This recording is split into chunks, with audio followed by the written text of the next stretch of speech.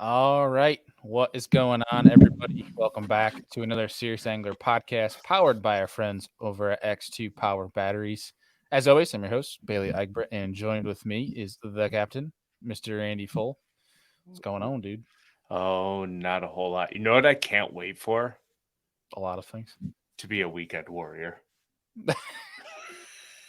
You totally staged that. No, I actually did. I thought of it right now.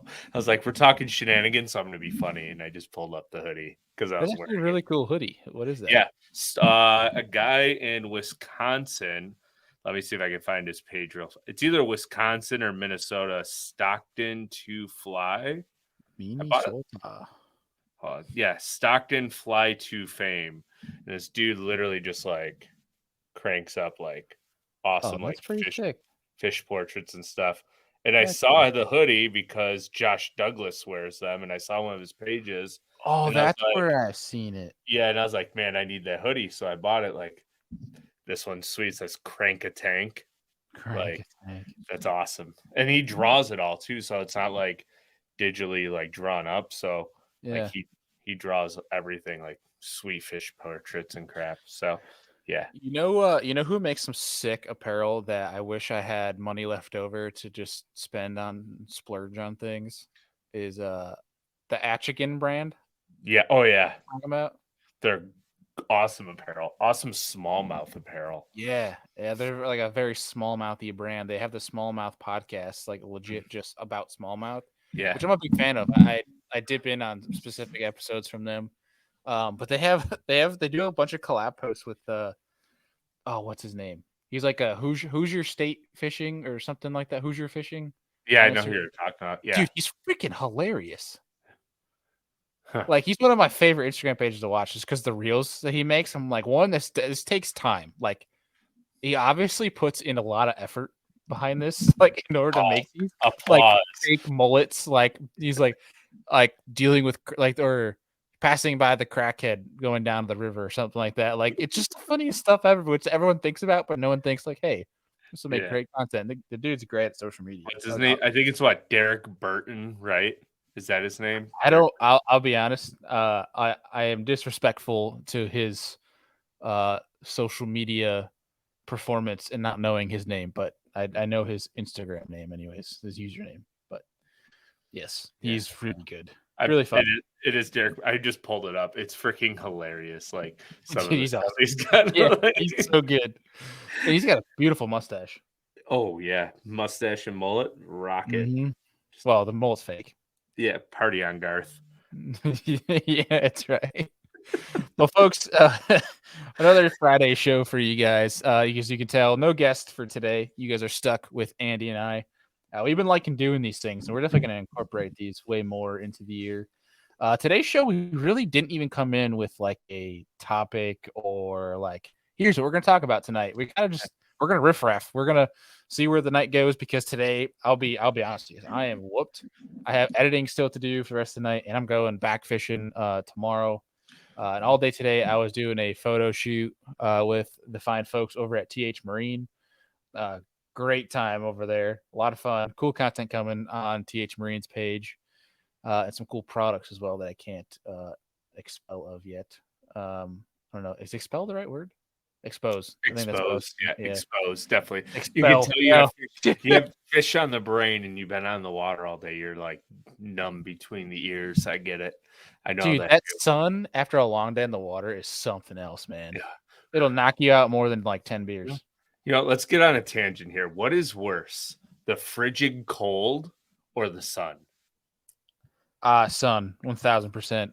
Maybe it's my northern blood, but I will. After a long day on the water in the cold, I'm way less tired than a long day in the heat. You know, I agree with that until you hike like 6 or 7 miles in the cold and you can't breathe because it's so cold and like dry. Then you get in the truck and you turn the heat on and you're just like, it Oh, just or when you go to load up, so you have the truck running and you're loading, you're getting everything up, and you keep the truck running, and then you sit in it and it's warm. You're like, yes, seat warmers. Seriously, let me get a little cozy here for a minute. Just take a Dude, nap. in my mind, one of the most amazing feelings in fishing, tournament or not, are those days of the year that aren't like too cold, but Yeah. they're like a little bit chilly in the morning, like the days where you can go sun pants, hoodie, and flip flops. The most comfortable days. There's nothing better than getting up not well tournament morning too, but like in the morning and going fishing. But like that's like you wake up and you go outside and it's like, oh, this is just right. This is perfect. Yes. Yeah, like Whereas I'm not sweating like I am in Florida. Like for my YouTube people, this is what I had to endure today. I had my farmer's tan rocking on watch out. full throttle. Give Bailey 2 more days, and he's gonna be coming through the wall like the Kool-Aid man and screaming, "Oh yeah!" Like, oh Where man, the heck did that go? dude, it's Oh, just that was like good. the reel you just posted, right? Like, as people are listening to this, if they saw the Shenanigans. reel, just endless shenanigans when it's just Bailey and I. You never know what's happening next, especially with me or what I'm gonna say. So, like, I guess that's part of the experience of like booking a guide trip with me. You just don't know what you're getting into until you get on the boat. So it's educational, it's fun. We're gonna laugh. I might sing off key and out of tune just for some random song, and it will be stuck in your head the rest of the day. But that's okay. It's worth the price of admission, and we'll catch some big smallmouth. So it's a good time. That's It's a good yeah. selling If point, you ever isn't it? want a sales pitch, like full of mystery fishing guide service. Yes. You don't know what the day entails until the day is over. Yeah, yeah. Dude, today, after I got done filming, I went and filmed a video, and boy, did I get my fix in of punching today. Oh, I'm jealous. Like straight up, only fish for probably two.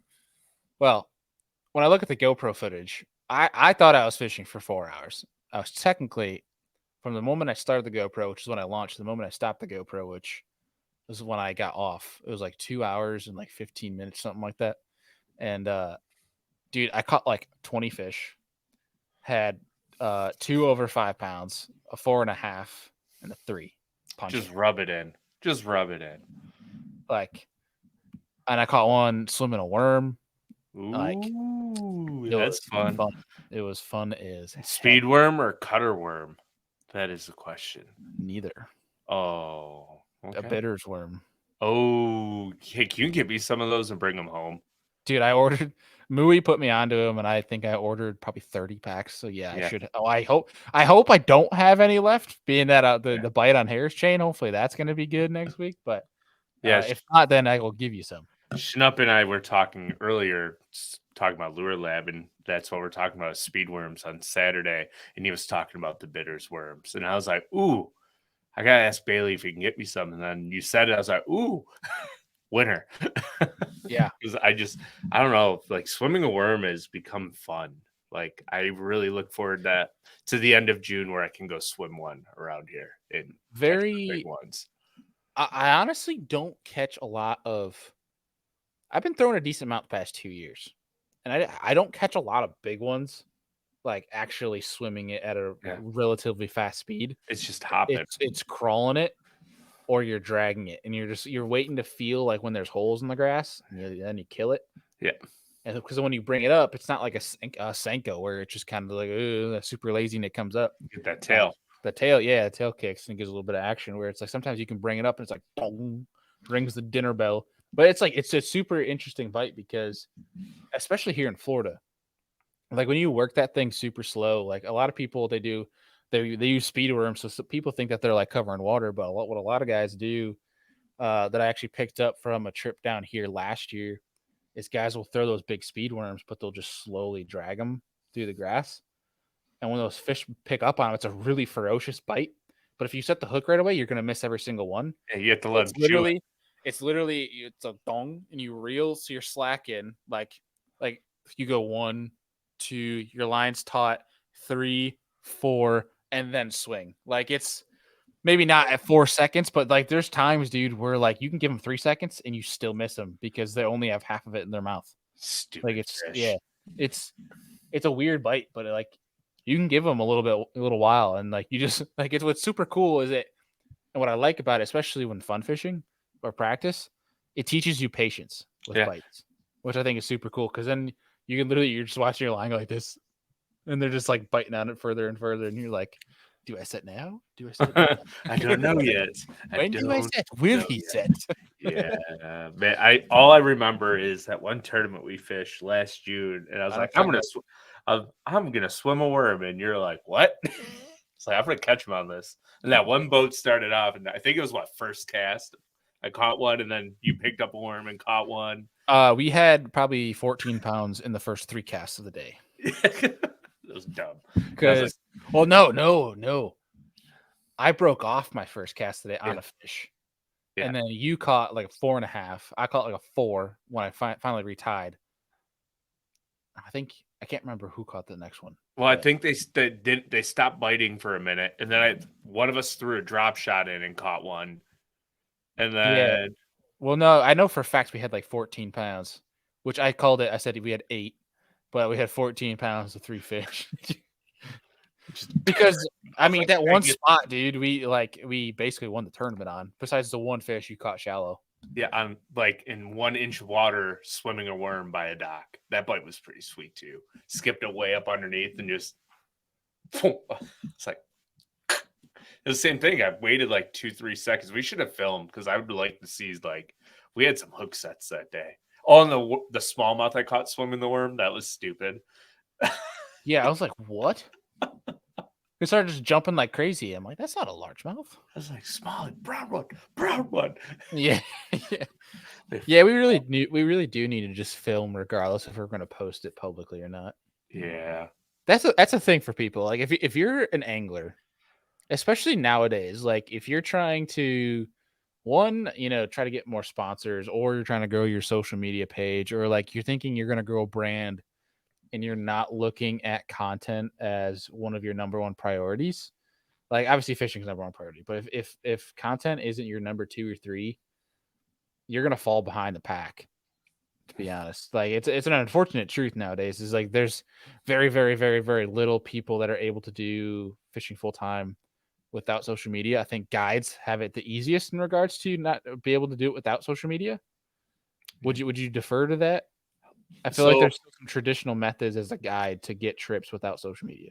yeah, so like a guide will have it easiest. Like somebody who's artificial like myself, I don't think has it very easy because we just don't not everyone's gonna book a trip with like somebody like me, right? Like I put it out there that I'm artificial only catch and release, targeting only bass. A lot of guides in the industry, especially around where I'm at, are multi-species and they go out and drag minnows, crayfish, and Mm, they can go to a fishing show and be like, yeah, if you come out as a novice angler, and you come out and you come fishing with me, we're gonna catch sheephead bass, walleye, maybe a muskie, maybe a lake trout. Like the whole board is open because they just want to catch fish.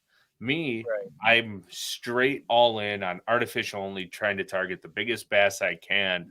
Everybody says you can't have a full-time bass charter here, like in West New York Finger Lakes, and have enough trips to live on.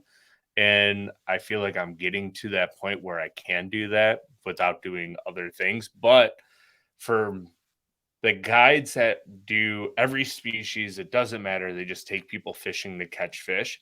100% they have an advantage because anybody can call them and be like, hey, I just want to go fishing and feel something tug at my line. I'm so specific that it's a little bit harder for myself to do it, but it's fun. I will give Yeah. it is I fun. think one thing I think I should have excuse me. I should have prefaced was in regards to social media. I think as an angler trying to make it in the industry, fishing tournaments or on content alone, obviously content creators that we will take them aside, but like when you take tournament anglers or guides, I think guides have it easier when it comes to making a living in the industry without social media because as Yes. an angler, it's much harder to live off of tournaments than or guide trips are way different. You're getting a guaranteed paycheck for the most part, whereas if you're fishing tournaments, you're not getting a guaranteed paycheck. Yeah. And don't get me wrong, I love tournament fishing. I love the adrenaline of getting up at 2 a.m., driving 2 hours, being there before sunrise, watching the sun come over as I'm running 60, 70 miles an hour down the lake and trying to catch the 5 biggest bass I can. But if I get a phone call and somebody's like, "Hey, will you take me fishing today for what I charge, which is $500, or do I want to spend $300 to go fish a tournament and maybe come out 100 or 200 ahead?" It's more it makes more sense for me to guide than it does to fish a tournament around here at this moment, unless it's like a $500 entry tournament and we're fishing for bigger money, because then it's worth it to me. I'll take a week off to practice for that, because if I'm going to win $8, $9, $10,000, why not? It's worth it. But I heard that. Yeah, it's you have to be able to create content. Like, I feel like that's the only way I'm going to continue to get business as an artificial bass only guide. Is that Dad? Yep, Dad's special guest. Nice. Fantastic. But yeah, I have to create content. I feel like the more content I put out there, the more likely I am able to grow my guide business on my personal page. So yeah. I mean, I think when you look at it, especially regardless nowadays, a tournament angler or guide, if they're good with social media, you're gonna see a direct correlation in the increase of either guide trips or how well you, or not, I shouldn't say how well you do in tournaments, because that's not a correlation. More of how much sponsor dollars come your way as a tournament angler. Like, I mean, nowadays, dude, like if you're trying to do tournaments, you need to be on social media in regards to getting sponsors. Like, there's 100%. very seldom will you get a sponsor that's going to pay like a sponsor that will commit to more than just a product deal and maybe a grand or two here and there if you're not heavy on social media. But then Yeah, again, it comes back to as well. I mean, this is a great business from the bass boat topic of like what maybe that sponsor is looking for in regards to their priority. I mean, who knows? I just think that it's an interesting age we're in. That if you're not, I mean, I tell Andy and Deacon, and I got this. I didn't get this myself, but I was told this from somebody else, and I pass it along. Like, if you want to create content and you want to be good on social media, grow on social media, and be a quote unquote content creator, like if you make long form content like YouTube, for every one YouTube video you make, you should be able to get 3 or 4 short pieces of content from that specific video to put across all the other platforms like Instagram, TikTok, Facebook, all that jazz. But now we're diving into the weeds of being a content yeah, creator. Right. which isn't a bad thing at all. But as we step back into like sponsorship talk, right? Like, I think if you're not heavily on social media and being like a social media influencer, right? Like a content creator, the only chance you have at getting a high paying sponsor is one, non-endemic, because they just want the marketing on the side of your truck and boat, or two, like your local mom and pop restaurant or construction company that you're close with, because they see you as a driving billboard. So like, yeah, I'll give you $5,000 to help front your tournament fees as long as you drive your truck all over the region and state marketing my construction company or restaurant. So they see it as a win, because they're not really caring about the social media side. They're more worried about just having their name being recognized. Like, whoa, what is that 21-foot rig with that awesome Toyota Tundra pulling it that has a Mark and Joe's construction company on the side, right? Like, Yeah. so it's great billboard material, but in return, like a fishing sponsor, an endemic sponsor, they want content creation. They want social media. You're not going anywhere without it. Oh yeah. I mean, so like, I mean, a great example is that what you just described, but like say even you too, like as a guide, like a local guide, and somebody that one's getting a lot of trip, therefore gathering a little bit of clout. You know, something that people look to, and you have two sides. You have the angler side, and you have your general average human being that sees you down the road or drives by your house. That there's my 8th grader squeak. Yeah. Sees your boat wrap or something like that. It sees, hey, Duff's buffalo wings, like, you know, like I can see the advantage there of just having a boat wrap. But I feel like, I don't know. I think I'm biased in this. I think I'm heavily biased in that I'd be curious. Okay, I'm gonna put this as a poll out to people that are watching or listening. In that, when you see somebody's jersey or you see their boat wrap, do you look at the logos and then look up what some of the logos would be? Like, do you get intrigued by that? Do you look things up after you see them? Because for me anyway, I don't know if maybe it's because I'm just you know sensitized. Is that the word? Desensitized. Is Yeah. that what it is? Is that the word? Yeah. I would think Uh, so. to So, like, see, like, the tournament scene in regards to I see so many boats, see so many jerseys, and I see all these different logos where it's like it doesn't it I'm not gonna make any sales because of a logo I see, regardless of where I see it. I mean, the only logo I think that turns me into sales is hey, Chick-fil-A exit 56. Like that's about the only thing that So turns into sales for me. and I'm not gonna rebuttal or anything, right? Like, but I'm gonna give you my opinion on it. So, like, it's more product recognition than it is direct sales. So, like, Okay, we'll well, take a quick. Brandon Cobb, for example, right? He's got big Yozuri across him, if I'm getting this correct, or greenfish. Yeah, you So, 2 last year. yeah, so somebody sees that jersey at a tournament, right? Or they're watching on Bassmaster Live or FLW, Tackle Warehouse or BPT, and they're watching them live and they see a logo, a fishing lure logo on somebody's jersey or boat. So now when they walk through your Dick's Sporting Goods or your Cabela's or your Bass Pro, or they're shopping online at Omnia, and they're like, oh, I was just watching this tournament. I saw this big Yozuri logo on Brandon Cobb's jersey.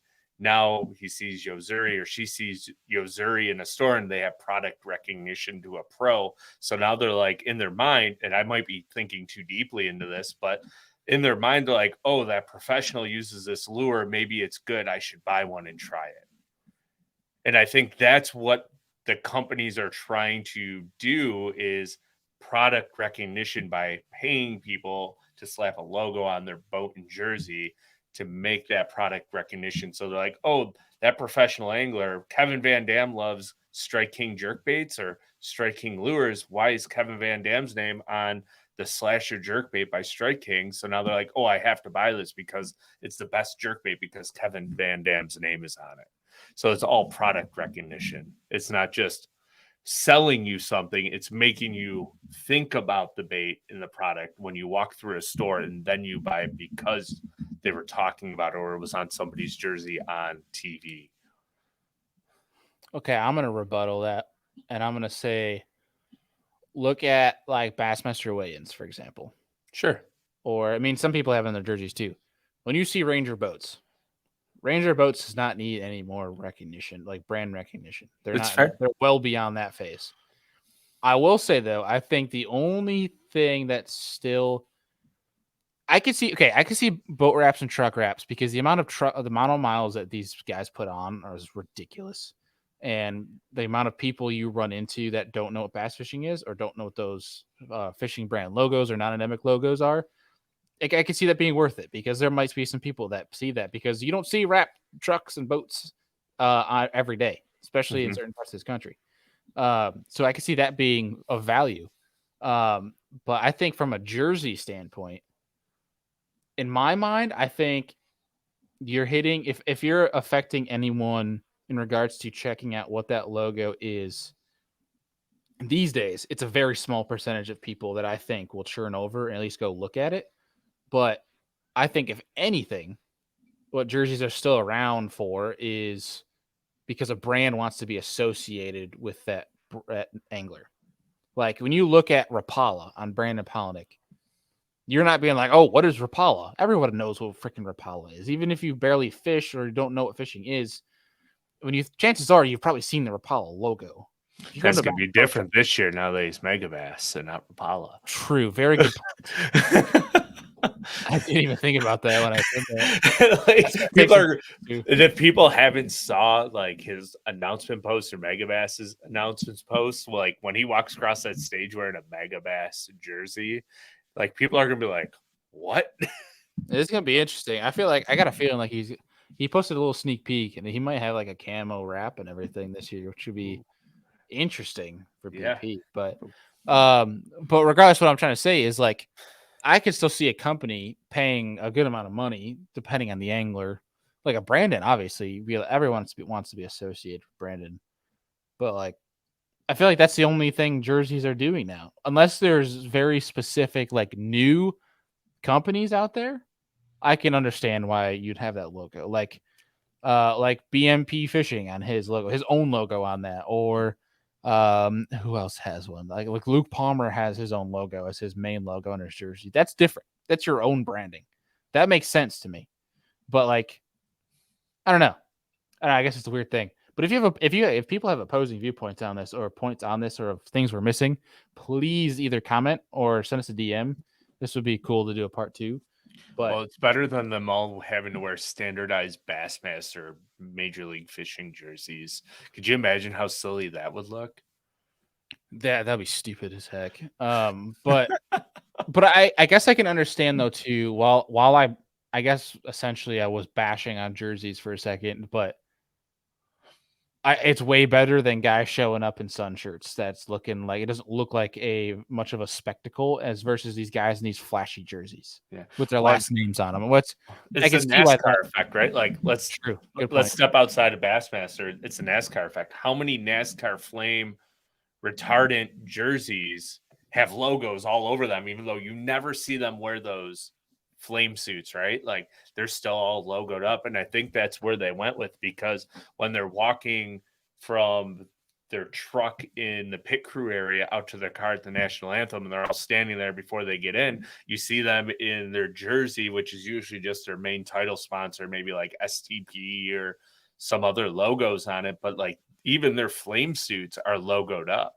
And it's just like I step back again, like my economic side of marketing, it's all brand recognition. Like they just want their logo as many places as possible, because if you see it, the human brain immediately associates the person that's wearing that brand on them to when they walk into a gas station. They're like, oh, that is on that NASCAR. That is good for my motor. I need to put it in my motor. So I see that as the same way with fishing lures. Like Kevin Van Dam uses Strike King. So Strike King is good. I need to buy it, among all other brands. Or Chris Eldane, when he was with Megabass, Chris Eldane is the best 110 fisherman. So I need to buy every single 110 that there is, Vision 110. Like I think it's just all product recognition and in a company standpoint mind, right? Like just we need our logo as many places as we can, because the more people that see our logo, the more they're going to associate it with our product. When they walk through a store, they might pick it up on the shelf and buy it. Yeah, I can still understand that to a sense. Especially I feel like it's more targeted to your new consumer than anything else. Yeah, but think about how much it works. So like Bassmaster Live, what was the one? I forgot what the one bait was that won a tournament. Oh, we'll take Hank Cherry, for example, right? At Lake Gunnersville. Stain Reaction, Megabass, Vision 110. He's not even sponsored by Megabass and wasn't sponsored by Megabass. He wins it on a 110. What happens to 110 Stain Reaction OBs? You couldn't buy them for a year and a half because everybody knew he won it with that jerkbait. But if you go to another classic, I'm trying to think of like all the ones that have been won recently. Or, okay, Randy Howell, Lake Gunnersville, DT6 and Demon. Even though he was sponsored by Livingston, but on Bassmaster Live, right? Like everybody knew it was a DT6 and Demon. It took like 2 years to buy another Demon DT6. Yeah. Like Now it's probably one of your hottest baits, and especially in the spring. yeah. Well, Mike Iaconelli, every time he catches one on a Rapala DT6 in his face and screams it, and you can hear it 2,000 miles across the country, they all sell out in the next week. It's all product recognition. Dude, that's a whole different tangent. I don't understand the people that don't Like Rapala DT6s because they break all the time. Well, that I'm one of those people, even though I still throw them because they're good. Because they catch fish, but Yeah. But no, the people that like get so up in arms about Ike yelling. I love it. I absolutely love it. I'm here for it, man. Yeah.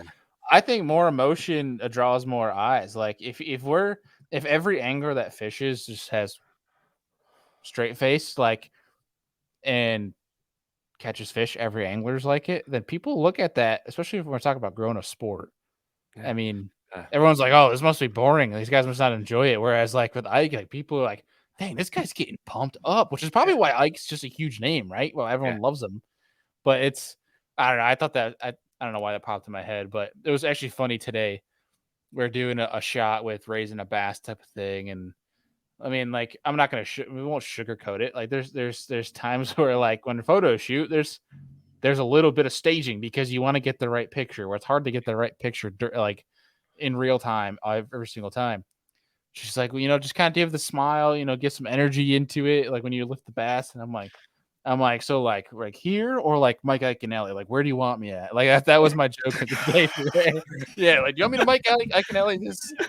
Like I'll do it if you want me to do it. Like, they might hear me over in the other phosphorus pit, but yeah, that's let's do right. it. That's right. Let's do it. Yeah, I'm all for it, dude. Yeah, Something I really admire is watching him get his son Vegas into some of the content he's been doing, yeah, which I think is super cool because one, I think he's doing it one for to assist in his kid getting some visibility, but two, I think what's cool that I believe he's doing it. I'd really love to get Mike on a show. Is I think one he's day. allowing his kid to get more comfortable on camera, which in the long run, if that's what he wants to do, like Oh, professional fishing, that is you can't stamp a value on getting in front of the camera, being able to talk about a product, getting able to talk just fluently and not stutter and not like be able to get jammed up when you get a camera shoved in your face, which when you're a Mike Iaconelli, everywhere you go, it seems like you get a yeah, camera jammed in your face. So I think it's super cool, man. I love watching those interesting dynamics in this industry. I'm a huge fan of that. I don't a lot of people I think overlook it where there's some things we really need to appreciate about fishing in these like long lines of generations. Like yeah. I don't know, Ike might be building a dang dynasty over there where it's like you got the Joneses, you got the Johnstons, you got who else? Who else am I missing The over here? Lanes, You got the the whole Frasers, the whole Lane family, the Lane, yeah, Cal's coming up. We talked about in the last episode with DK Howells, Laker, and Owls. Randy. It's cool to see that dynamic, dude. It Yeah. really is. Fred Uh, and what's Fred's son on Jackson. the Jackson on the kayak side? Like Yeah. it's good stuff. It is good stuff. But no, I think like that's one thing that bass fishing in general is missing is like vibrant personality. Like in today's game, you have Iaconelli, who's not on the backside of his career, but who knows how long he's going to want to fish with everything that's going on, like behind the scenes with him, like the TV shows and like live and everything else that he's involved in, the charity tournaments, the kayak tournaments. Like that guy is stretched. But then you have guys like fresh, like Matt Robertson, who is just a wild card. You never know what's going to happen on a live camera or on stage or rolling up in a pimp coat, chugging beers or waters, whatever he feels like doing, the flavor of the day. You have G-Man, and then you have a couple other like I'm not gonna call them outcasts, but they're kind of like outcasts that the public doesn't see all the time. And once they get a live camera on them, they catch a giant like a Brian New who just loses his mind and can't think straight and pulls all the fish out and starts sorting them out in his first ever Bassmaster tournament. Like Mhm. I feel like the Bass, BPT, MPFL, any professional high tier fishing league needs to show the raw emotion of the anglers more in order for the sport to grow. Well, I so there's that, but there's also Mercer had on Matt Robertson, and he said this line where he thinks it's not a matter of not having characters or personalities because, like we talked about this before a little bit before on the show. Like, I think Matt is one of the best things for the future of bass fishing right now, by far. Because people like if you show up to a Bassmaster Classic, and they talked about this on Mercer show, there is a line to go and talk to Matt. There's people with Onum hats everywhere. There's Mm-hmm. people with I guarantee you, Onum there's going Army. to be tank Knoxville's tops gonna be nuts. and fake tattoos of what Matt had on his arm last year, or to use Yeah. David Roberts, especially being in Knoxville. But they talked about it where it's like it's not. I don't think it's a matter of we don't have enough personalities. I think they're there. Matt said it great in that uh, essentially these people are too afraid to let their true colors show. where I think they need to let loose a little bit and remember that you're not LeBron that's on live television scoring the all-time scoring record with that many eyes on you. You're in bass fishing. There's a couple thousand probably watching you, unless you're at the Classic. Then obviously there's way more than that. But I mean, irregardless, I think. Well, I say a few thousand now, which I should backtrack in regards to Bass had a lot more viewers than that last year. But like when you look at the grand scheme of things, do you let your true colors show? And you're not a piece of crap, then what is the hurt in letting loose? Right. You know? If and truly, it's probably only going to benefit you because people will be able to resonate further with you through your true emotions. Have fun. Like life is too short to be a stick, straight, candid, That's funny. A draw stick. face. Just like, are you Yeah. ready to like draw down and have a shoot off? Like, let's go. Like, I get that point. Like you catch a big one or you lose one, like just let it out. Like people will I mean, resonate further with it, yeah. and they do a good job. Some do, but like some are just like, "Yep, got to get the next one." I do understand some people though that It's don't go crazy because like especially in a tournament scenario, you don't want people to know. I could totally oh, get that. no. Well, it's good to be reserved, but it's also good to show your true colors every once in a while. There's a fine line between doing both, and you can definitely pull it off. And True. just, and I'm just saying that like some people stay too reserved, even though they have this like interior side of them that nobody else has seen, and then you have guys that are not reserved at all, and maybe they can tone it back a little bit and be a little bit more reserved. So there's definitely a fine line that we could all walk to be better, honestly.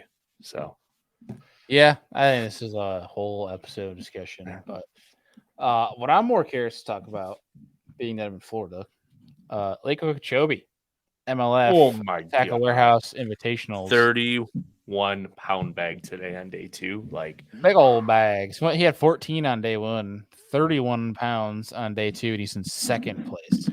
yeah, It's Mr. Joshua Weaver with right behind by a 1 pound on the dot is Colby Schrumpf. Colby Schrumpf? 20, Trump 21.15 on day one and 25.6 on day two.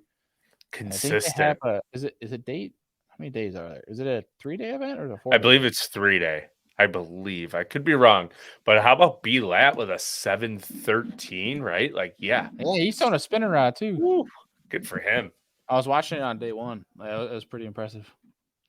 It's awesome. I haven't heard B-Lat's Jealous. name in a while, so I'm pumped because I've been a B-Lat fan for a while, ever since he won his derb on, I believe, Seminole. Seminole. Yeah, Yeah, flipping. Yeah, that was a fun one. flipping and throwing a trap on looks like Kurt Brace or something like that. He had a really good video on his YouTube channel. He has a great YouTube channel. Um, but have you been able to watch any of the live coverage? No, I might try to stream a little bit tomorrow, but I honestly like I've been checking in on it. I've just been so dang busy around here trying to get ready for spring and running around like with my chicken with my head cut off for selling our house as we've talked about, and got to get that all ready. And yeah, it's just it never ends. 6 a.m. till 11, 12 o'clock at night, just constantly moving. Always Like moving. the last few days, I've woken up so tired in the morning that I'm like, I haven't been this tired in a long time. I just want to sleep like another 4 or 5 hours. Yeah, And I'm not dude. even fishing much right now. Like that's the worst part. When you go on those benders, it is so like there's times where you like go 3 weeks and you just want to hibernate Mm-hmm. afterwards because you're so whooped. But dude, I watched a lot of live coverage yesterday of Lake Okeechobee, and it was super cool in regards to how some guys are keying in on specific stuff because I think for a lot of people, a lot of anglers, when you look at Okeechobee and stuff they were fishing, you look at it and it's just like, where the heck do you start? Like everything looks good. Everything like it's just so overwhelming because one is just the lake has no damn contours. Mm-hmm. Like no Florida lake really has any contour besides maybe like a couple lakes in the chains. But like, dude, it is wild to me where it's like a sea of cattails, a sea of grass, a sea of pads.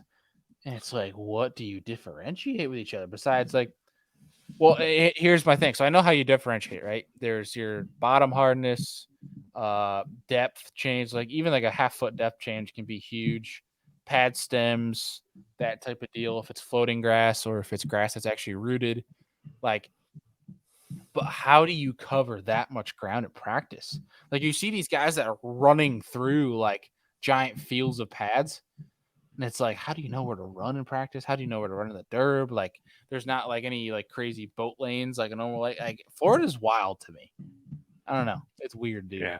And then you see the guys like navigating like the whatever they call them down there, like the stem fields, right? Like, and they're running through them at like on pad at like 40, 45 miles an hour, and they're literally just wide enough for a bass boat to go through. I'm like, Not even. somebody's gonna die Yeah. on live. Somebody's gonna die. Like, yeah, I just Somebody whew, is gone. somebody's getting hurt. The Yeah. reeds. Yeah, that's what it is. The big reeds. Well, Reed dude, like fields. people fishing that stuff, like it's sketchy. Yeah. Oof. Sketchy, but it's cool though. It's been cool to watch guys that are doing well, chatterbaiting, flipping, and then B-Lat's over there, a little spinning rod, light line, working them like they're A big bass. Senko always plays in Florida. Always. Always. Especially black and blue. Always. Like if I went to Okeechobee, I think I would just skip the big lake, honestly. I would just go have fun and flip in the rim canal all day and just like, okay, I can go 4 miles that way and 4 miles back the other way, and I'm probably gonna catch 5 fish. Sign me up. Like I After will. today, I don't know if I'd go much anywhere else than where I went today, Yeah. to be quite honest. Um, Although I'm hoping next week's gonna be fun because guys smoked them for a Harris trade. Oh, there comes.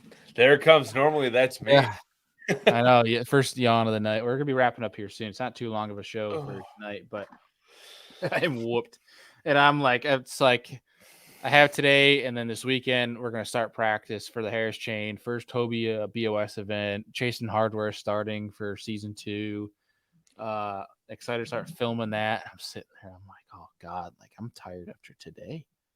Like I just barely yeah, got you're out of settled into my fishing parents' shape, bud. house. You should have gone on the treadmill a little sooner.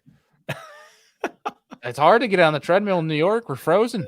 Yeah, it's true. But the treadmill's inside, or go to a gym. Oh, you call me fat? No, I'm just It's saying okay, you your can because I endurance is a definitely got a little few pounds this winter. yeah, so have I, but it's bad. But yeah, just you gotta get like a stationary bike for in the house so you can just sit there and ride. Get used to pedaling.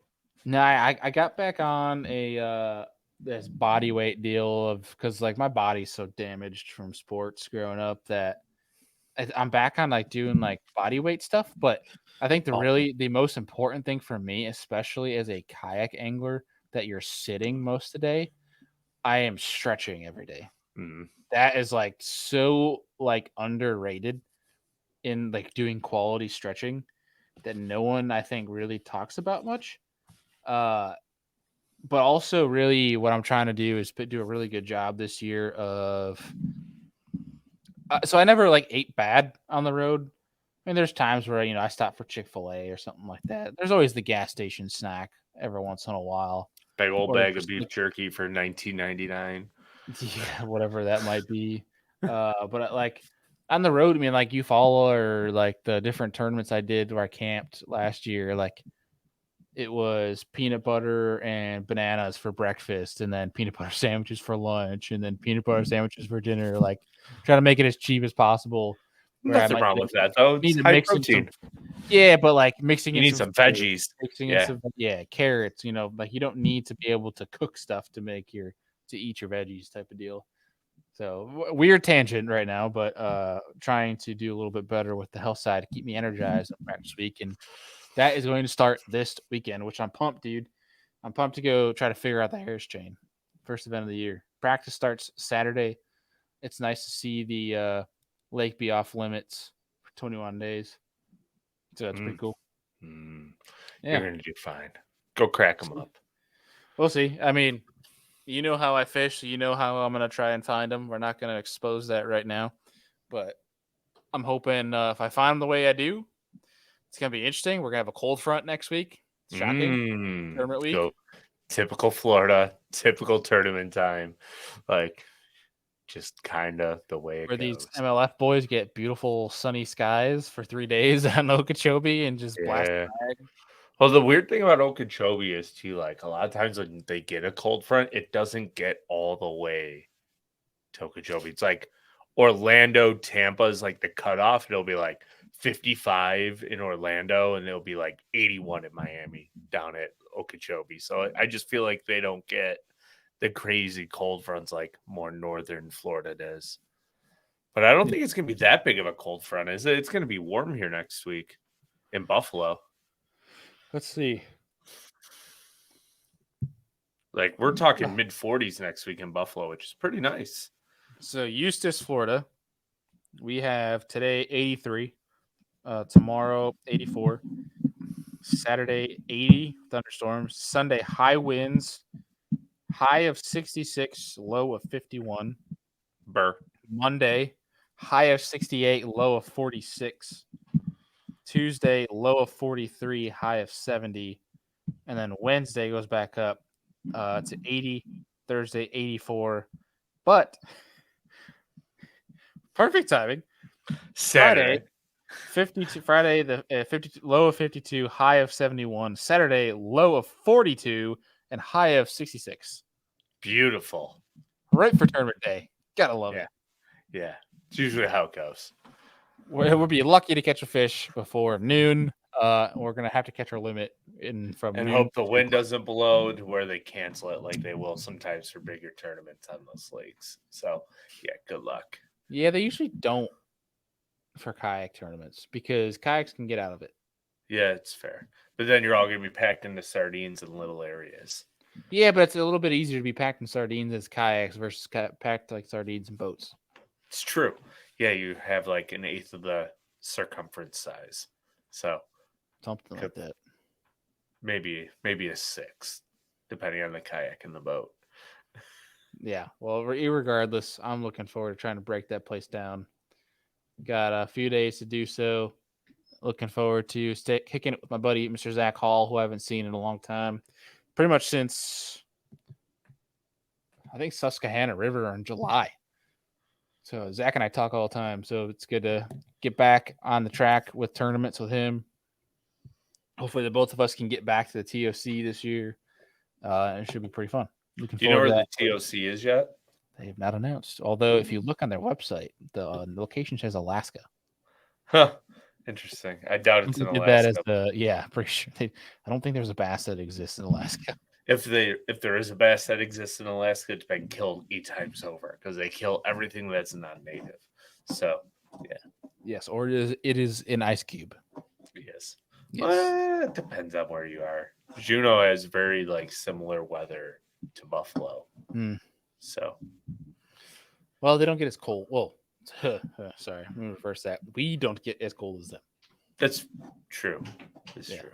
But in the summer times they have 60s, 70s. Yeah. But Andy, coming up, what for people that want to catch some big smallmouth this spring, this summer, where what dates, where can they find you? What's open?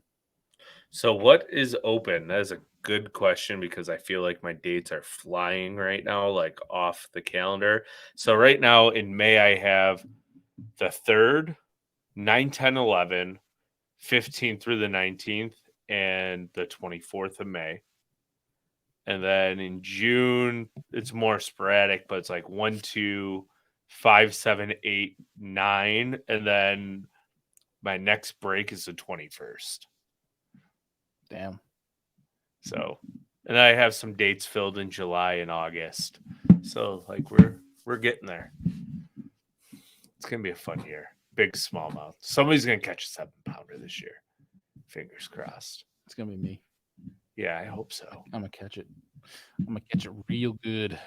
Yes. I'm going to let out an Ike scream that freaking Cleveland can hear from Buffalo. It is water. If it's a flat, calm day, it could happen.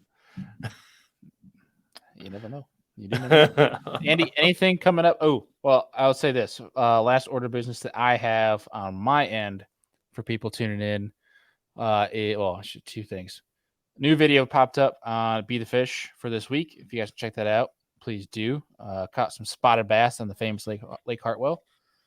That looked like fun. It was fun. It was challenging, but it was fun, and it paid off. I got at my PB spot.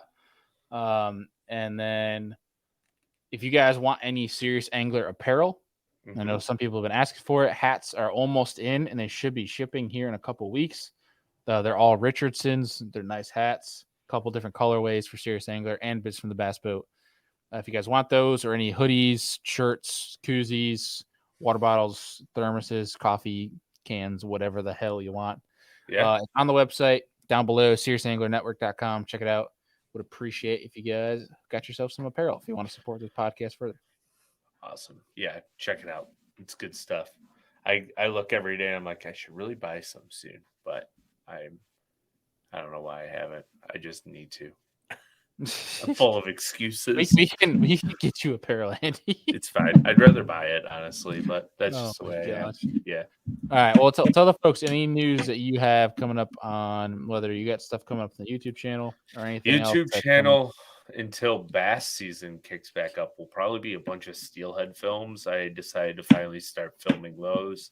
It's been a lot of fun, a lot of like 10 to 20 fish days, some big ones, not a lot of small ones, but the small ones. They all get love because it's actually a really challenging fish to catch and learn like proper technique and presentation to get them to bite. And that's what I do in my off time. Well, my down season is I guide for big, beautiful steelhead. Just posted a video a few days ago of some fish catches, some fish landings. It was fun. And we're going to mess around with that and try to make them a lot better. But then come summertime, there should be a lot more full of fishing content coming on the YouTube side. And if you want to go fishing for some giant smallmouth, don't hesitate to book a guide trip because we will have a riot. Hell yeah. Well, folks, we appreciate y'all as always. If you're listening, please leave us a rating review. If you're watching the show and you haven't already, please share the Serious Angler channel with your friends and like the video. Subscribe to the channel. And coming up on next Tuesday Night Live. Actually, this is very important. Monday Night Live. Yes, Monday Night Live, 8 p.m. Eastern, not Tuesday Night Live, which we're going to actually have. We're going to have Tuesday Night Live. Monday Night Live is Fantasy Fishing. Bassmaster at Lake Okeechobee. Bassmaster Fantasy Fishing is kicking off. First show of the year. Good grief, I'm starting to cough. Yeah, fun. If you guys want to play Bassmaster Fantasy Fishing, if I can speak, our group is down below in the show notes. Click on that, join it. You can enter to win some prizes. We give away prizes at every fantasy fishing show. Hope you guys will come and tune in. We have a great crew this year, and again, Mr. Wes Logan, who's on the Elite Series, is going to call in for about 5-10 minutes in the show, give you some insider information on what's going on with the lake, what's the vibe, what should you set as your weights, what baits are, what things are going on. He's going to give us a scoop. So we're going to have an Elite on for Talking Fantasy Fishing. So that's the deal. Come through. We'll hope to see you guys there. And we will have Tuesday Night Live as well. So the Fantasy Fishing Weeks are 3 episodes. So we're going to spoil you guys this year. Nice. And a business from the bass boat. So 5 episodes on the Serious Angler Network. For technically 6 if you want to count Lure Lab too. Yeah, that's what I was getting at. 4, yeah. No.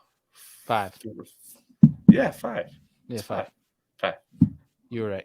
You threw me off with the 6. I'm not that smart, but I can math sometimes. I cannot math, and I'm not smart.